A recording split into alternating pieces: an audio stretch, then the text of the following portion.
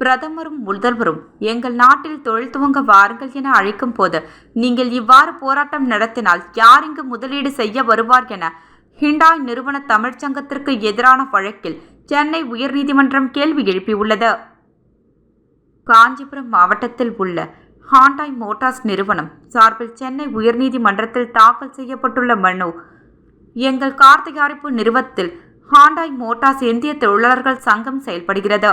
இந்த சங்கம் நிறுவனத்திற்கு எதிராக 2008 பல்வேறு கோரிக்கைகளுடன் போராட்டம் நடத்தியது. ஒழுங்கினமாக நடந்த 64 ஊழியர்கள் பணிநீக்கம் செய்யப்பட்டனர். சட்டவிரோதமாக வேலை நிறுத்தம், போராட்டம், கூட்டம் போன்றவற்றை நடத்த எதிர்ப்பு தெரிவித்து தொடர்ந்த வழக்கில் நிறுவனத்திற்கு உள்ளே அல்லது நிறுவனத்தை சுற்றியுள்ள பகுதிகளில் யாரும் போராட்டம் நடத்தக்கூடாது என தடை உத்தரவு பிறப்பிக்கப்பட்டு உள்ளது.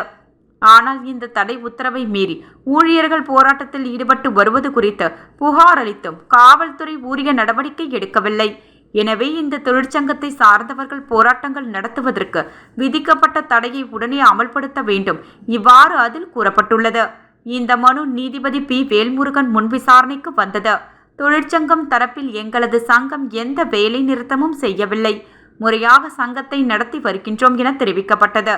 இருதரப்பு வாதங்களை கேட்ட நீதிபதி, பிரதமரும் தமிழக முதல்வரும் எங்கள் நாட்டில் தொழில் துவங்க வாருங்கள் என அழைக்கும் போது நீங்கள் எவ்வாறு போராட்டம் நடத்தினால் யார் முதலீடு செய்ய வருவார், நாடு எப்படி முன்னேறும் என கேள்வி எழுப்பினார்.